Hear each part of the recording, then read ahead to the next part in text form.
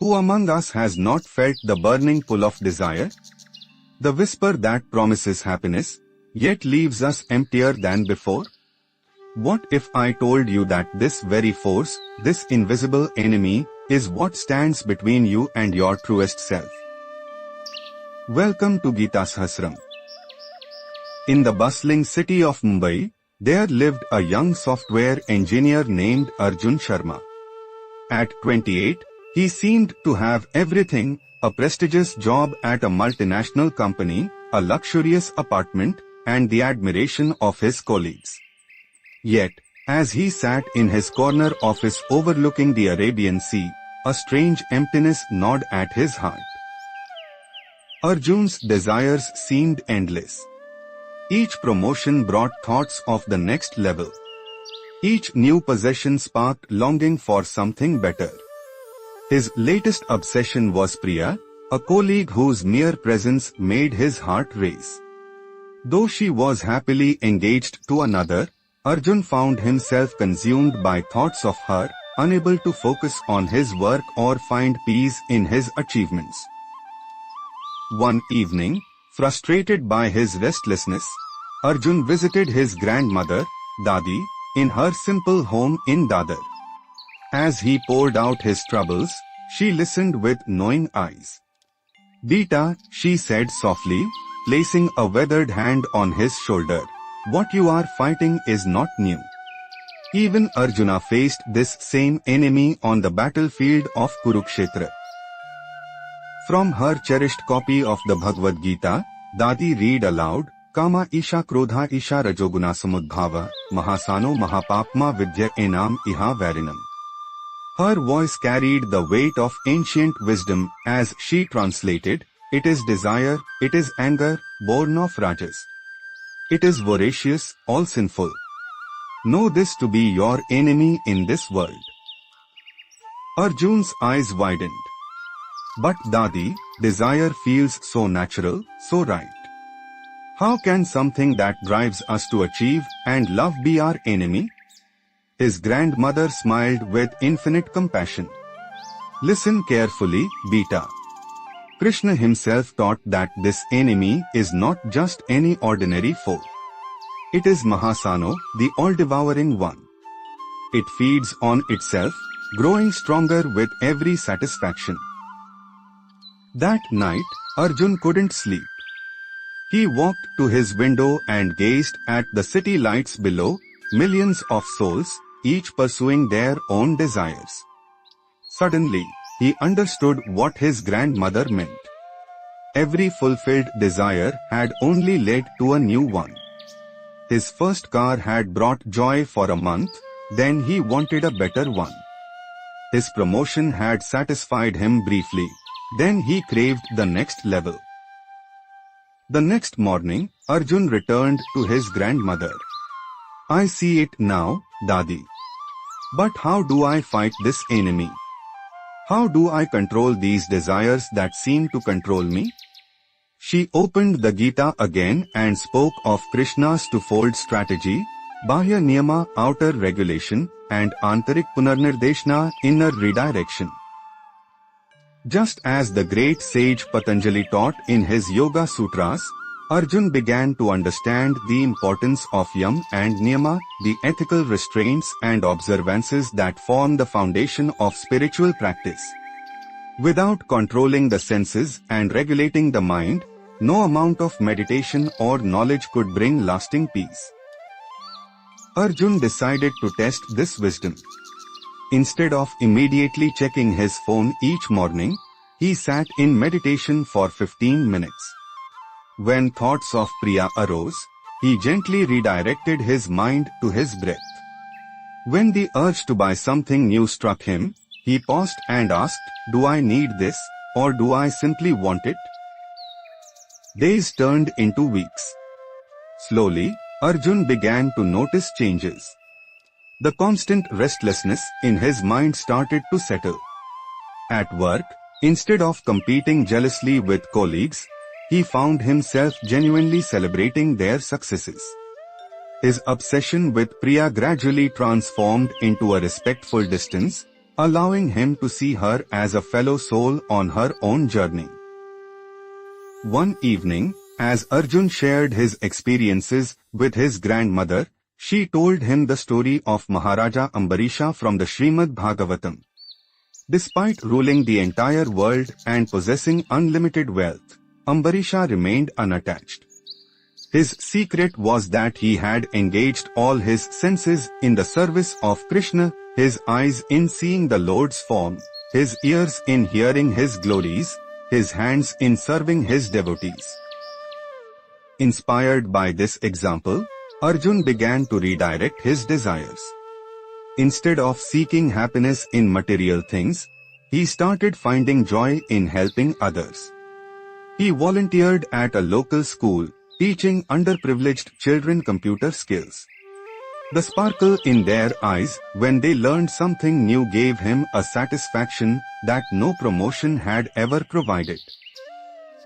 Meanwhile, at his workplace, something miraculous began to happen. As Arjun stopped competing and started collaborating, his stress levels dropped dramatically. His colleagues noticed his transformation. He was calmer, more creative, and genuinely interested in the success of the team rather than just his own advancement. One day, during a particularly challenging project, Arjun remembered another verse his grandmother had shared, Buddhya yukto yaya partha karma bandham prahasyasi. When you work with divine intelligence, you will be freed from the bondage of karma. This was the essence of Buddhi Yoga, using the intellect to discriminate between the eternal and the temporary. As months passed, Arjun discovered the profound truth Krishna had revealed.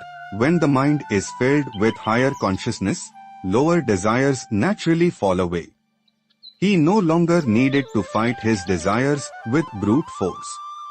Instead, by filling his heart with love for the divine and service to others, the space for selfish cravings simply disappeared. The real test came during the company's annual appraisal. Arjun's colleague Rohit, whom he had helped throughout the year, received the promotion Arjun had once desperately wanted. The old Arjun would have burned with jealousy and resentment.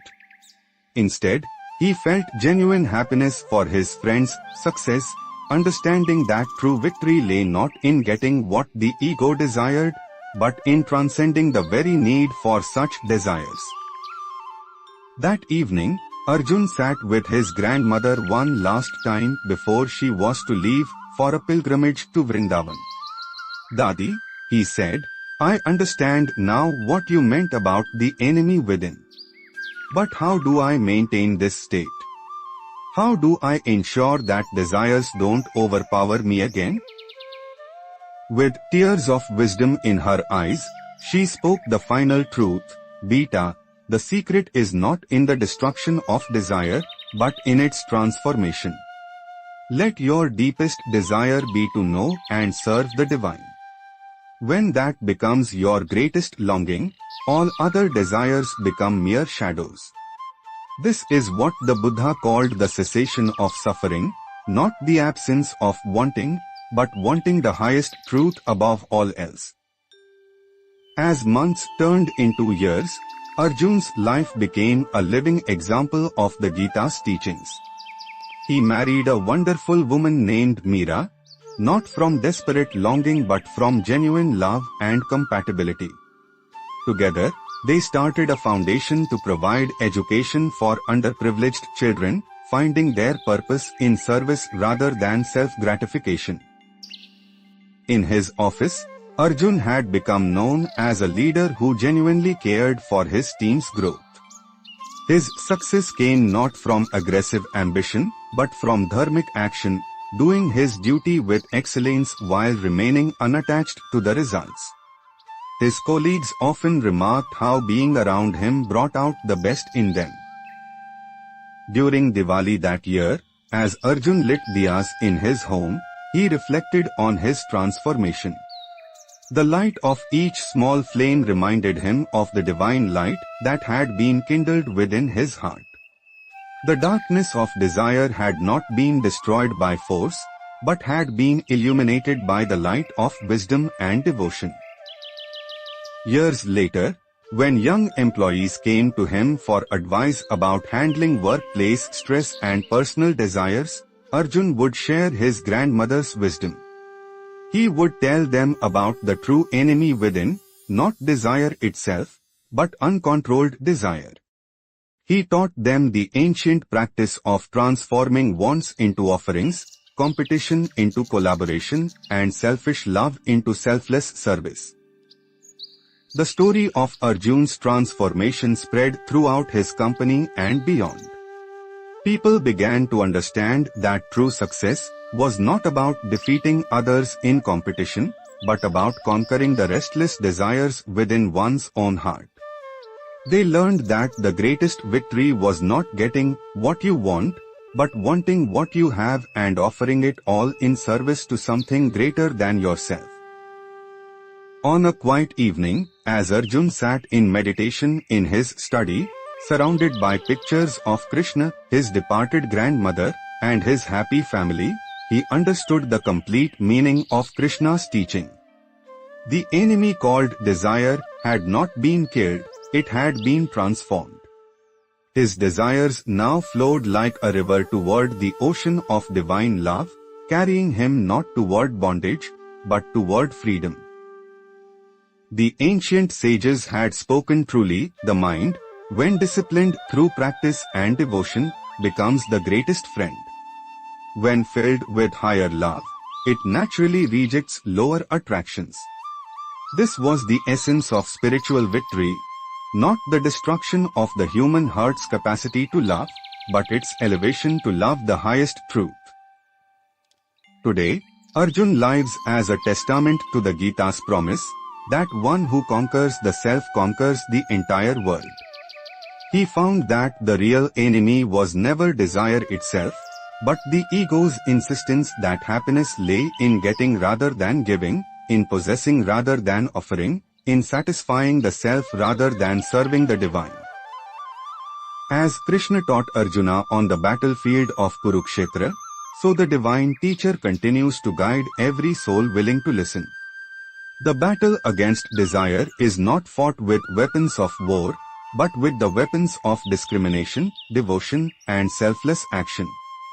Victory comes not to those who suppress their nature, but to those who elevate it.